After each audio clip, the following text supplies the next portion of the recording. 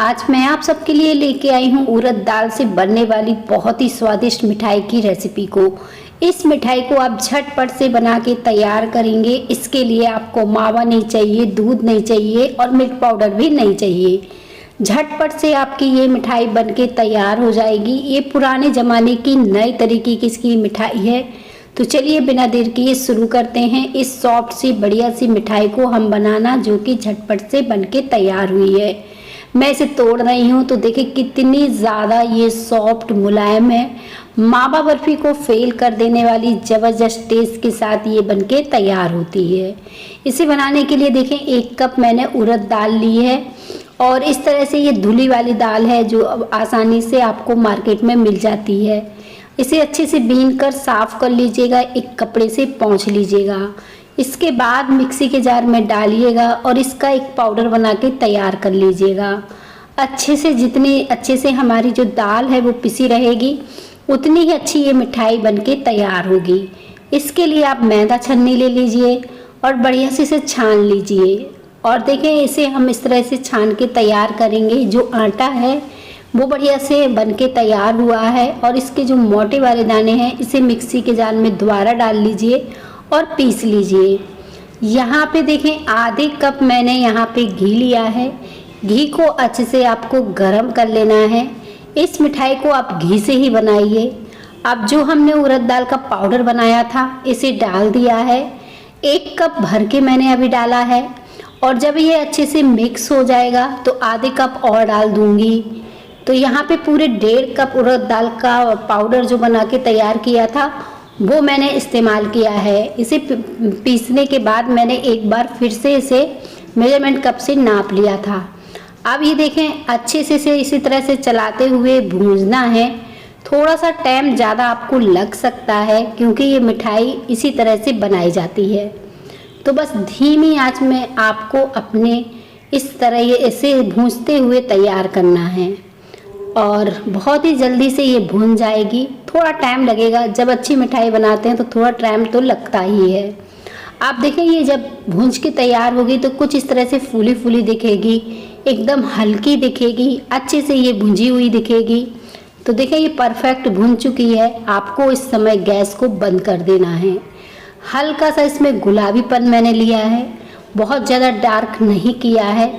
अभी कढ़ाई गर्म है तो एक बार और चला दीजिए। एक थाली या प्लेट ले लीजिए और इसमें इस मिठाई को डाल दीजिए। अब इसे डालने के बाद हम इसे अच्छे से डाल देंगे।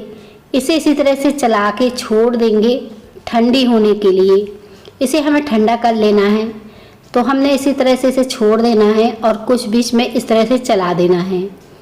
तो इसे छोड़ देते हैं ठंडा होने के लिए, बढ़िया से ठंडा हो जाए फिर इससे हम मिठाई बनाएंगे। तब तक हम इसी कढ़ाई को दोबारा से गैस पे रखेंगे और आज हम चाशनी नहीं बनाएंगे। तो इसके लिए 1 कप चीनी में और 1/4 कप पानी डालना है। बहुत ज़्यादा पानी की ज़रूरत नहीं पड़ती है क्योंकि चीनी का हमें भूरा बनाना है। तो इसके लिए हमें जो है बहुत ही कम पानी इस्तेमाल करना है।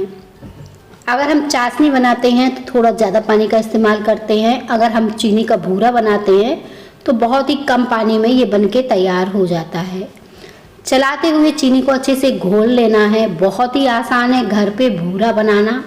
आप इस भूरे को बना के रख सकते हैं और फिर जब भी कभी आपको बेसन लड्डू बनाना है तो एकदम दानेदार बढ़िया आप बेसन लड्डू घर पे बना पाएंगे।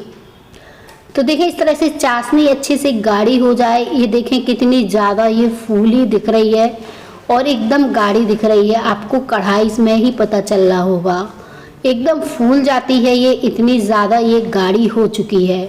किनारों पर आप देखिएगा तो आपको लगेगा ये चीनी जैसे किनारों पर बनके तैयार होने लगेगी।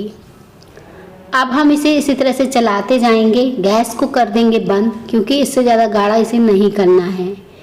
अब हम बंद गैस पे इसे हमें लगातार चलाते हुए इस तरह से चलाते हुए इसे बनाना है। आप देखें चाशनी में हल्का हल्का बबल्स यानी दाना सा आपको दिख रहा होगा। ये सब चलाते रहने से ही हुआ है। अगर आप इसे छोड़ देंगे तो ये ऐसे ही जम जाएगा।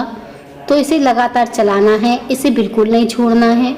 अब देखें जो भूरा है चाशनी का, ये बन के तैयार हो ही गया है। देखें कुछ इस तरह से है। अभी जब ये ठंडा हो जाएगा तो एकदम सफ़ेद हो जाएगा। चीनी का भूरा तो देखें बन के तैयार हो गया है। कुछ इस तरह से मैंने चलाते हुए इसे बना लिया है। एकदम बढ़िया देखें दानेदार सा बना है, जैसे सूजी होती है ना, ठीक उस तरह से दाना इसमें अच्छे से आया है। अब इसे छन्नी की सहायता से छान लीजिए। थोड़े बहुत आपको, क्योंकि इसमें क्रिस्टल रह गए हों तो पड़ेंगे। इस तरह से छानने से क्या होगा, ये मोटा वाला भाग निकल आएगा। इसे आप मिक्सी के जार में डालकर पीस लीजिएगा। तो मिक्सी के जार में जब इसे पीसेंगे बचे हुए को, तो ये अच्छे से पिस जाएगा। तो पीस लेते हैं इसे। पीसने के बाद अब देखेंगे ये जो हमारी दाल थी ये अच्छे से ठंडी हो चुकी है। इलायची का पाउडर डाल दीजिए। ये मैंने घर का बना इलायची का पाउडर डाला है, इससे टेस्ट बहुत ही अच्छा आता है। कोकोनट डालना चाहते हैं, गरी का फ्लेवर देना चाहते हैं तो 2 चम्मच वो भी डाल सकते हैं, और नहीं तो बिल्कुल सिंपल मेरे तरीके से बना लीजिए। और इसमें मैंने चीनी का भूरा डाल दिया है, उससे ये बहुत ही दानेदार सी हो गई है।